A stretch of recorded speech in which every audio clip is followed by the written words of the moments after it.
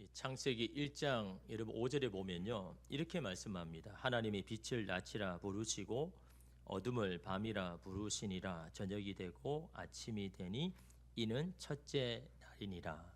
하나님이 천지 창조를 하실 때 첫째 날 뭘 만드시는지에 대해서 여러분 말씀을 하고 있죠.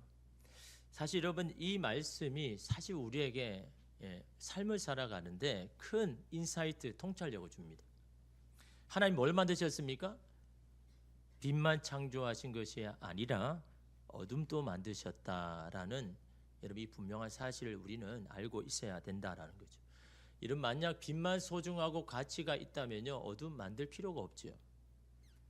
그러나 하나님이 보시기에 빛도 좋지만 어둠도 필요하기에 만드신 것이고, 오늘 우리의 삶에 어둠이 필요하기 때문에 우리에게 주셨다라는, 여러분, 이 통찰력이 오늘 저와 여러분의 삶에도 분명히 있어야 한다라는 거죠.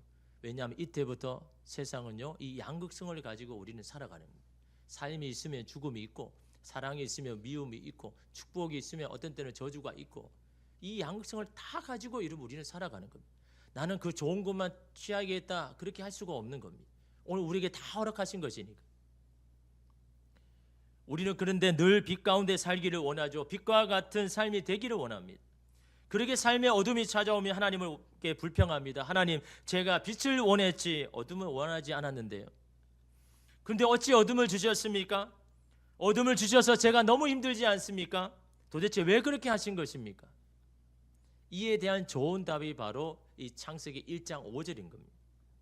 우리에게 어둠도 필요하다라고 말씀하는 겁니다. 어둠도 하나님이 우리를 이끄시는, 인도하시는 한 방편이다라고 말씀하는 겁니다. 여러분, 구약 성경에 보면 우스 땅에 욥이라는 사람 너무나 잘 알잖아요. 모든 것을 소유한 사람입니다. 믿음도 좋았고, 경제적으로 풍족했고, 자녀도 많았고, 거기에 훌륭한 인격까지 갖춘, 모든 것을 갖춘 사람, 누구나 봐도 너무나 부러운 사람이 욥 아닙니까? 그러나 여러분, 이 욥에게도 하루아침에 모든 것을 잃어버리는 인생의 밤이 찾아왔다라는 거죠. 욥이 여러분 그런 인생을 생각이나 했겠습니까? 그러나 인생의 밤은요, 하루아침에 찾아옵니다. 거기에 남은 것은요, 연약하고 병든 이 몸밖에 없었습니다. 그런데 여러분, 욥이 정말 힘든 것은 뭘까요? 자녀를 잃어버린 것도 힘들죠. 순식간에 여러분 집도 다 망해버리고 모든 종들도 다 죽어버린 것, 이거 너무나 힘들죠. 이거 여러분 견딜 사람 없죠. 그런데 욥이 힘든 건요, 그것보다 더 힘든 게 하나님의 침묵이었습니다. 하나님 왜 이런 상황에 아무 말도 안 하십니까? 왜 관여 안 합니까? 근데 여러분 낮에 해가 정말 있어서 너무 감사하네 하는 사람 있습니까? 그냥 당연하게 생각하죠. 아니, 그냥 낮이니까 해가 당연히 있겠지. 여러분, 인생에 낮일 때는요, 하나님이 침묵하셨든 안 하셨든 별 관심이 없습니다. 그렇잖아요. 여러분이 잘 될 때, 여러분 삶이 풍족할 때, 걱정이 없을 때 하나님 왜 내게 말씀 안 하시지? 그거 여러분 문제가 됩니까? 당연하게 그냥 생각하는 거예요. 관심도 없습니다. 근데 인생의 밤이 되면요, 그게 크게 다가오는 겁니다. 왜 하나님 내게 침묵하셨습니까? 아니, 좋을 때는 하나님이 침묵하셨을 때는 아무 이야기 안 하다가 인생의 밤이 찾아오면요, 하나님 왜 침묵하십니까? 아니, 내가 이렇게 간절히 바라고 원하는데 왜 침묵하십니까? 라고, 여러분, 그게 엄청 크게 다가옵니다. 이번 주에 제가 그 김용만 그 개그맨의 이 신앙 간증을 제가 이렇게 봤는데요. 여러분, 이 연예에게는 항상 마음에 있는 것이 뭐냐니까, 남에게 뒤처지면 어떡하나, 사람들에게 잊혀지면 어떡하나, 이게요, 자기의 마음에 항상 이 불안해, 두려운 겁니다. 내가 지금 잘 되고 있는데도 불안한 겁니다. 내가 언제 사람들에게 잊혀질까, 내가 사는 사람에게 지쳐질까, 이런 마음이 항상 자기 아들은, 이 연예인들의 마음에 있는 겁니다. 그러다가 여러분 어떻게 계속 뭐 잘 됩니까? 어떨 때 한번 미끄러져가 사람도 찾지 않고, 그래서 여러분 자신이 그때 이 생활고를 겪어서 너무너무 힘들 때, 살아가는 그 자체가 힘들 때, 여러분 연예인도 그냥 좋을 때야 그렇죠. 안 좋을 때는요 똑같습니다, 우리와. 그런데 그때 이 신앙의 어떤 멘토와 같은 그 같은 연예인 그 사람이요, 갑자기 IT에 가자고 하는 겁니다. 갈 수 있는 여러분 상황은 됐잖아요. 뭐 불러주는 데 없고, 방송에도 불러주는 데 없으니까, 시간이 너무 많으니까, 그러면 나 가겠다.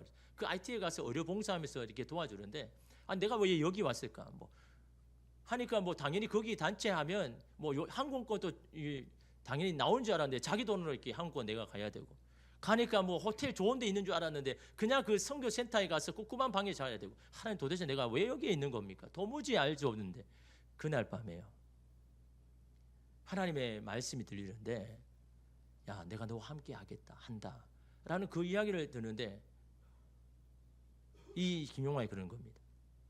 하나님, 왜 전에는 안 계셨습니까? 왜 여기 와서 나와 함께 한다고 이야기하는 겁니까? 아니, 그 전에 한국에 있을 때는 나와 함께 한다고 말씀 안 해놓고 왜 굳이 이 힘든 곳에 와가지고 내가 너와 함께 한다라고 그 말씀을 하십니까? 그렇게 하나님 앞에 막 그렇게 기도하는데요, 그런 음성이 들리는 겁니다. 나 거기 있어도 너와 함께 있었어. 너가 단지 나를 안 찾았을 뿐이고 나를 인식하지 못했을 뿐이지. 난 항상 너와 함께 있었는데. 좋을 때는 안 들리는 겁니다. 좋을 때는 안 보이는 겁니다. 삶이 힘드니까 하나님을 찾으니까요, 그 하나님의 귀를 들리니까 이러면 하나님의 음성이 이러면 들리는 거죠.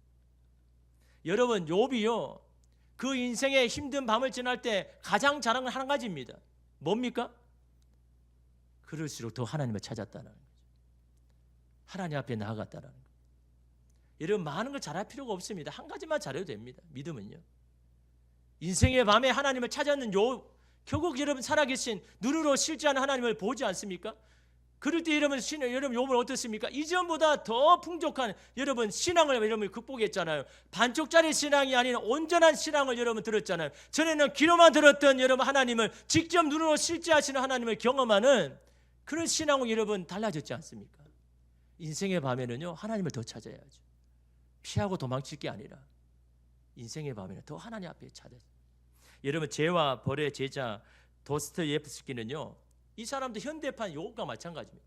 한 인간이 겪을 수 있는 어떤 이 아픔, 상처, 이 고난을요 다 받은 사람입니다. 그의 부친은요, 그가 어릴 때 처형당했습니다. 그러니까 어릴 때부터 고아로 살아가는 거죠. 그는 청년 시절에 급진적인 혁신당에 가담했다가 체포되어서 사형 선고를 받았습니다.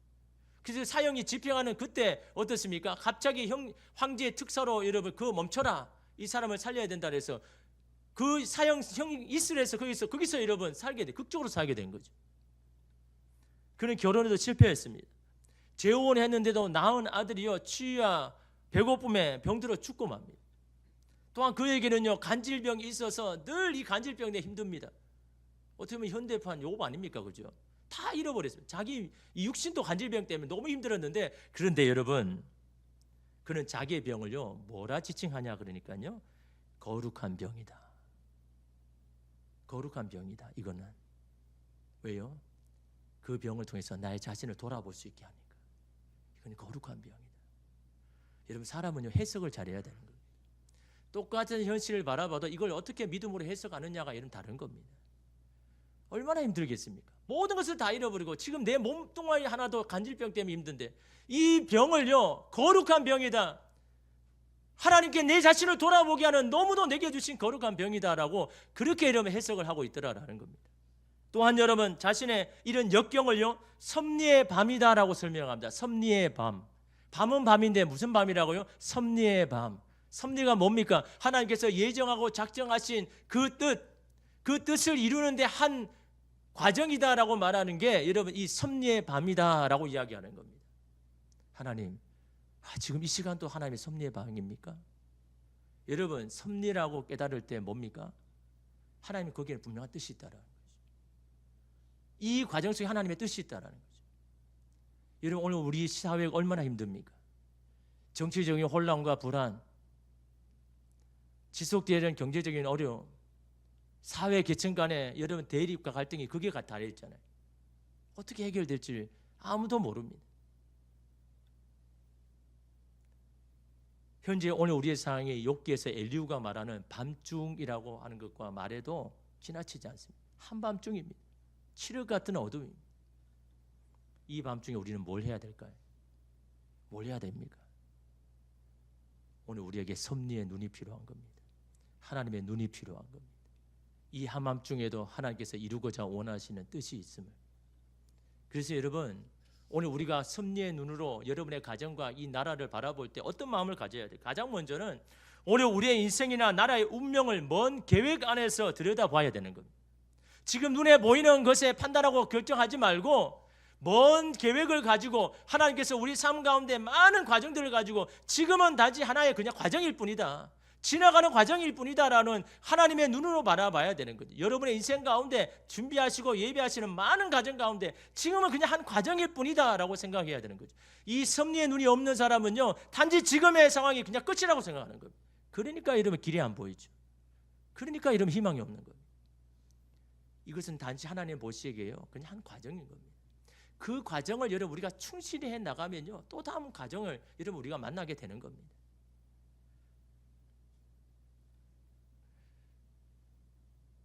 그럴 때 여러분 오늘 우리는요, 한 단계 더 성장해 있는 겁니다. 이 과정 가운데 주신 하나님의 뜻을 깨닫고 그 시간을 여러분 견뎌내면요, 또 한 단계 성장해서 또 다른 과정에 갑니다. 그런데 여러분 그때마다 여러분 하나님의 섭리의 눈이 아닌 인간의 눈으로 보고 도망치고 피하는 사람은요, 늘 똑같습니다. 내일 예전과 오늘이 똑같습니다. 하나님의 눈이 여러분 우리에게 필요한 거죠. 또 한 가지는요, 우리는 어떤 상황 과정에 있다 할지라도 우리가 달려갈 목적과 목표를 잊어버려서는 안 되는 겁니다. 인생의 밤이라고 해도 우리가 무엇을 위해서 이렇게 치열하게 살아왔는지를 항상 생각해야 되는 겁니다. 무엇 때문에 힘들어도 믿음을 지켜야 되는지 여러분 그 이유를 항상 생각해야 되는 겁니다. 이것을 잃어버리면요, 바다에 표류하는 배와 마찬가지입니다. 그냥 흔들리는 그 파도 따라 이리저리 내 삶도 흔들리는 겁니다. 이렇게 가면 이렇게 몰려가고 저렇게 치면 저렇게 몰려가고. 표대가 있어야 여러분 파도가 쳐도요 계속 노를 젓습니다. 이 표대가 있는 게 얼마나 중요합니까? 표대가 있으면요, 지금 내 배에 물이 막 들어와가 침몰하는 그 순간에도요 끝까지 포기하지 않고 여러분 노를 저어갑니다. 왜? 그 표대에 가면 안심하고 거기는 안심한 항구가 있으니까요. 그래서 이런 목적과 이 목표가 얼마나 중요합니까?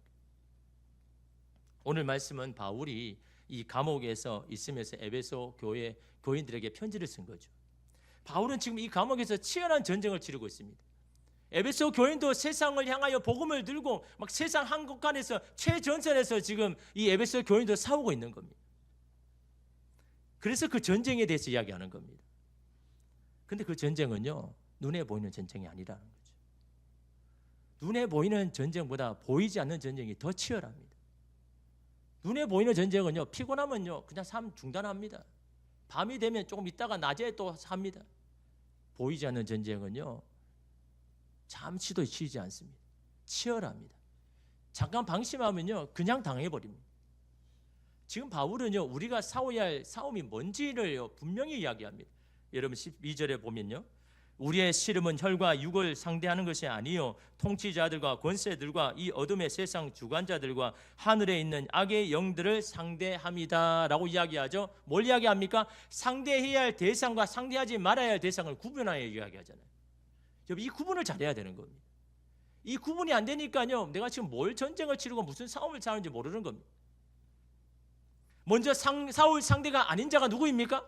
싸워서는 안 되는 상대자 뭐라고 이야기합니까? 혈과 육이라고 이야기하죠. 혈과 육이 뭡니까? 사람인 겁니다. 사람은 싸워야 할 대상이 아니라고 지금 바울이 이야기하는 겁니다. 우리가 상대해서 싸울 사람은 사람이 아니다라는 겁니다. 사람은 사랑하고 섬기고 궁유를 베풀어야 할 대상이지 싸워야 할 대상이 아니다라는 거죠. 근데 우리는 늘 사람과 싸우잖아요. 그가 하는 말에 상처를 받고 화를 내고 분노합니다. 근데 그 결과가 뭡니까? 다 서로 마음을 다치고 마음이 다 깨어버리잖아요. 우리가 싸우지 말아야 할 상대가 싸우니까 내 마음을 못 지키는 겁니다. 그것으로 낙심하고 실망하며 자책하면서 자기 연민에 빠지죠. 우리가 싸워야 할 대상이 뭐라고 이야기합니까? 악한 영들을 우리를 하나님으로부터 멀어지게 만들고 믿음으로 해서 다 거슬려져 내가 만드는 이 악한 영들을 향해서 우리가 정말 싸워야 할 대상을 바로 그거다라고 이런 말씀하고 있잖아요.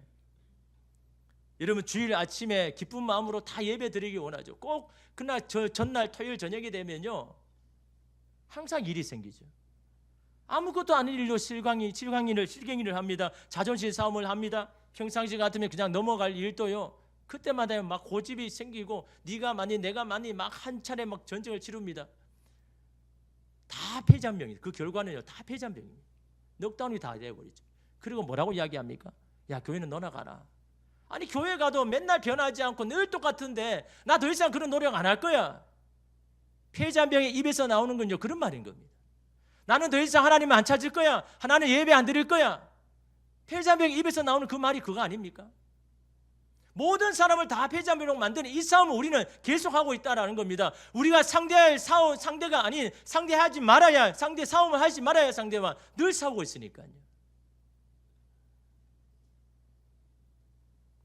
그 싸움의 결과를 보면서 이거는 영적인 전쟁이라고 생각해야죠. 싸워서 뭔가 승리해서 기쁨이 되고 뭐 만족이 있으면 그건 아니죠. 근데 싸워서 다 폐잔병이 되고 다 이러면 상처를 입으면 이건 영적인 전쟁이라고 이러면 차려야죠. 그럴 때마다 어떻게 해야 됩니까? 평상시에도 영적인 상태 잘 유지해야 되지만요, 그때 더욱 신경을 써야 되는 거죠. 그때 더욱 주님을 찾아야 되는 거죠.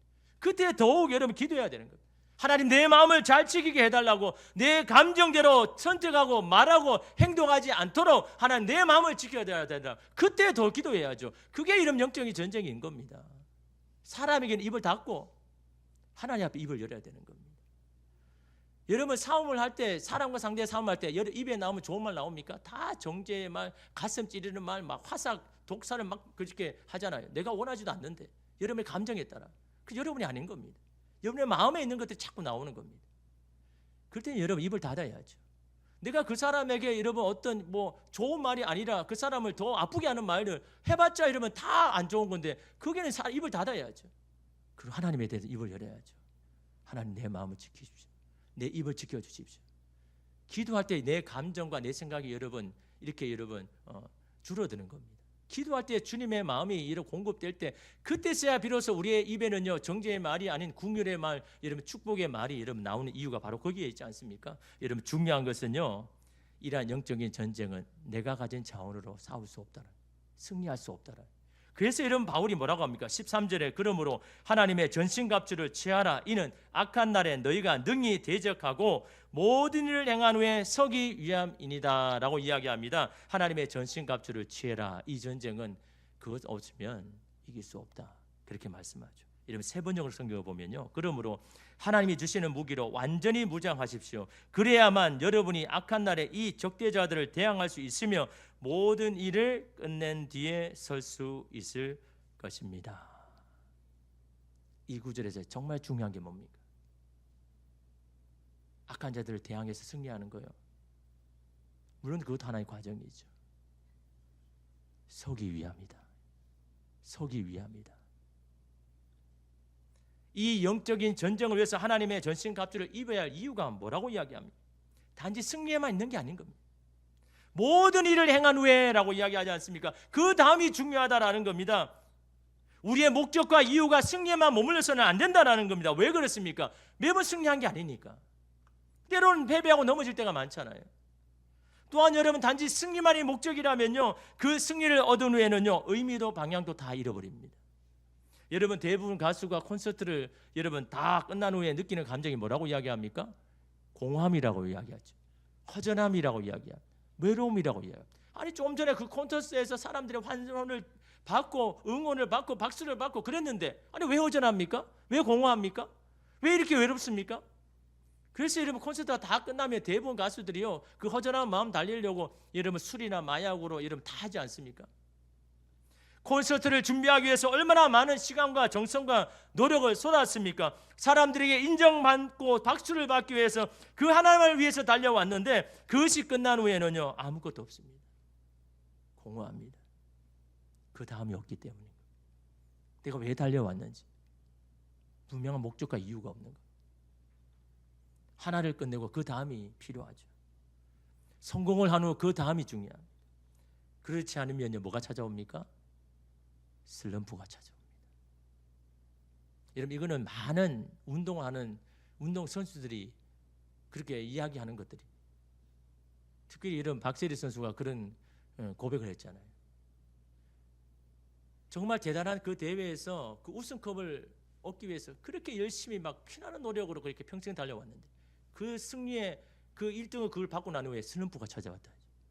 슬럼프가 찾아오니까 뭡니까? 내가 평생 했던 그 운동 하기 싫어집니다. 가수에게 그 슬럼프가 찾아오면요, 더 이상 노래 부를 수가 없습니다. 운동 선수에게는 그 운동이 이름 하기 싫어집니다. 내가 지금 이거 왜 해야 되는지 모르는 겁니다. 영적인 슬럼프도 마찬가지입니다. 원래 영적인 슬럼프가 오면요, 하나님 앞에 기도도 하지 않습니다. 나오는 것도 싫어집니다. 승리에만 목적이 있는 것이 아닙니다. 승리 그 다음이 중요하죠. 그 다음이 뭡니까? 서기 위함이다. 서기 위해서 너희가 영적 전쟁 치르는 거야. 승리한 후에 넘어지면 그게 무슨 소용이 있느냐. 서기 위함이냐, 선다는 게 무슨 말입니까? 믿음으로 서는 거예요. 내 믿음 지키고 내 신앙 지키고 누구 앞에 서는 거예요? 하나님 앞에 서는 거예요.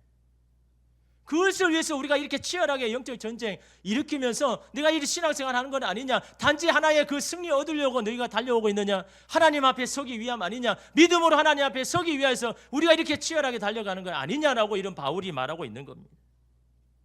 중요한 것은요, 그 다음 싸움이 이전보다 더 극심하다는 거죠.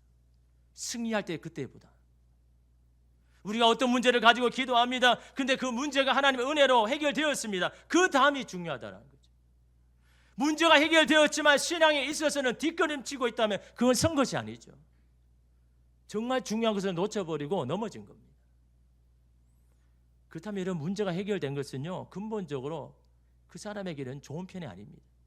차라리 문제 해결 안 되고 하나님 앞에 막 엎드려 하나님 앞에 찾고 하나님 앞에 부르짖는 그게 편이 더 나을 수도 있을 뻔했습니다. 승리 그 다음이 중요한 이유는요, 그 다음에 정말 큰 유혹과 시험이 찾아오기 때문입니다. 승리를 위해서 단련해 온 것을 진짜 테스트를 받는 것이 바로 승리 다음에 온다라는 것을 여러분 성경은요 계속해서 말씀합니다. 많은 곳에서 이야기하는 이유가 뭡니까? 너의 삶에도 동일하게 일어날 수가 있다는 거죠. 여러분 엘리야를 보십시오. 갈멜산에서 850명의 바울 선지자와 아스라 선지자와 싸우잖아요. 압승을 거두잖아요. 여러분 하늘에서 불을 내려가지고 그 제단을 다 태워버렸는데 여러분 어떻게 했습니까? 그 제단을 마구니에 물을 떠가지고요 그 나무 제단에 다 부어버렸습니다. 흠뻑 젖었습니다. 완전히 절은 그 나무를 태울 이 세상에 불은 없습니다. 근데 하늘에 불이 내려와가지고 물에 젖은 그 나무 제단을 다 태워버렸잖아요. 그 사람들이 그렇게 하냐, 야 엘리야가 믿는 하나님이 정말 하나님이네, 참 하나님이네. 그래서 엘리야는 기대했습니다. 아 이제 이스라엘 백성이 저 우상에 돌아서고 이제 하나님 앞에 회개하고 돌아오겠지. 근데 이스라엘 백성은요 그것뿐입니다. 아 정말 멋지네, 그 하나뿐입니다. 다시 예전으로 돌아갑니다. 그러니까 엘리야가 낙심되는 겁니다. 아니 내가 이렇게 힘들게 내가 이 저에서 치열하게 내가 살아왔는데 아니 도대체 변한 건 하나도 없고 똑같이 저런 모습을 보니까 낙심이 되는 겁니다. 또한 이세벨이요 그런 자신을 향하여서 죽이라고 막 그렇게 명령하니까 너무 두려운 겁니다. 낙심과 두려움에 엘리야는요 광야로 도망가 버리죠. 거기서 뭐라고 고백합니까? 하나님 이렇게 살 거면 나 그냥 죽는 게 낫습니다. 그 갈멜산에서 그렇게 멋있게 치열하게 싸웠던 엘리야가요 넘어져 버린 겁니다. 승리한 후에 넘어졌습니다. 여호수아 이스라엘 군대도 마찬가지잖아요. 자신의 자원으로 절대로 정복할 수 없는 그 여리고성을 하나님의 방법으로 다 점령했잖아요. 그러고 나면 그 다음에 작은 아이성이 무너져 버렸잖아요. 왜 그렇습니까? 허영심에 여러분 가득 찬 겁니다. 그 허영심의 눈으로 보니까요 이 아이성은 아무것도 아닌 거예요. 성경에 이런 장면들이 수도 없이 나옵니다. 큰 승리 후에 어려운 시험에 닥쳐서 넘어진 경우가 얼마나 많습니까? 홍해를 건넌 모세와 이스라엘 백성들은 그 사흘 뒤에 쓴물밖에 없는 그 마라에서 다 무너져 버렸습니다. 홍해를 건너면서 하나님을 찬양하던 이스라엘 백성이요 단지 그 마실 물이 없는 그 마라에서 하나님을 원망하면서 다시 애굽으로 돌아가겠다라고 외친 사람이 이스라엘 백성 아닙니까? 오병이의 사건을 직접 목도한 제자들이요 갈릴리 호수 그 풍랑기는 곳에서 이러면 넘어졌지 않습니까? 놀라운 기적의 현장을 봐도 그 풍랑 앞에 무서워서 살려달라고. 여러분 이 사건들의 공통점이 뭡니까? 무엇이 이들로 하여금 승리한 후에 실패하게 했습니까? 이 승리가 하나님의 능력으로 은혜로 되어진 것을 다 잊어버렸다는 겁니다. 마치 자신이 한 것처럼. 내가 결혼한 것도 가정을 이룬 것도 직장을 얻은 것도 건강한 것도 하나님의 은혜로 되어진 것인데 하나님의 사랑으로 되어진 것인데 하나님의 능력으로 되어진 것인데 내가 한 것처럼 그걸 다 잊어버리니까 우리 안에 들어온 게 뭡니까? 이 허영심이다. 허영심. 허영심은요 실체가 없습니다. 그래서 여러분 이 허영을요 이렇게 표현합니다. 자신이 이룬 일로 인해 인간적인 영광과 칭찬을 구하는 것. 허영이 뭐라고요? 자신이 이룬 일로 인해 인간적인 영광과 칭찬을 구하는 것이 허영이다. 자신이 이룬 일을 통해서. 우리가 이뤘습니까? 자기가 이뤘다고 하는 사람은요, 그런 사람들의 영광과 얻기 위해서 계속 쫓아갑니다. 실체가 없는 그 허영을 찾아갑니다. 근거 없는 자신감으로 살아갑니다. 엘리야를 갈멜산에서 승리하게 하신 분이 도대체 누구입니까? 여리고성을 이스라엘 백성의 힘으로 넘어뜨렸습니까? 홍해를 마른 땅으로 걷게 하신 분이 누구입니까? 그런 하나님이 목마름을 해소할 수가 없겠습니까? 5,000명을 먹이신 예수님이 풍랑에서 그들을 건져낼 수 없겠습니까?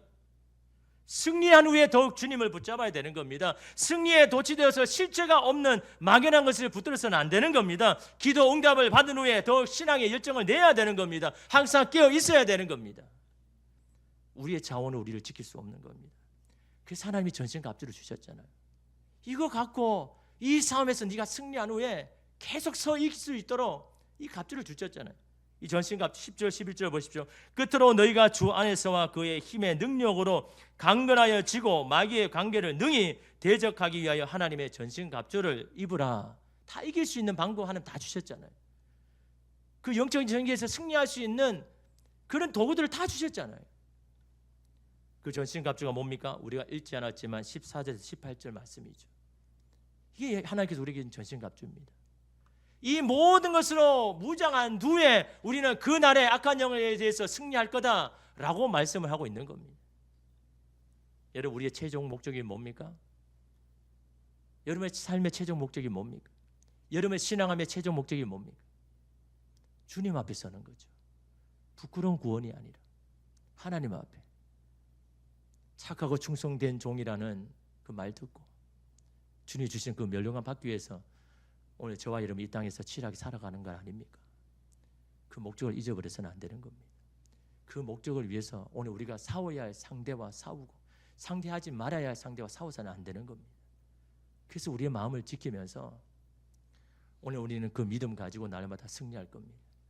여러분, 작은 것에 실망할 필요도 없고 작은 것에 들뜰 필요도 없습니다. 오늘 저와 여러분을 향한 하나님의 놀라운 계획이 있습니다. 많은 것들을 준비해 놓으셨습니다. 오늘 우리에게 필요한 건요, 하나님의 섭리의 눈. 오늘 우리에게 이 믿음만 있으면 되는 겁니다. 그걸 오늘 우리의 삶을 날마다 살아갈 때요, 이 과정도 이 밤도 지나고 하나님 오늘 우리에게 아침을 주시는 그런 낮을 우리에게도 허락하여 주실 줄 믿습니다. 여러분, 나의 다 된 것은 오로지 주의 은혜임을 믿고 하나님 앞에 날마다 겸손하게 날마다 은혜를 사모하는 마음으로 여러분 나아가서 믿음으로 날마다 승리하는 저와 여러분 되시기를 주님의 이름으로 축복합니다. 기도하겠습니다.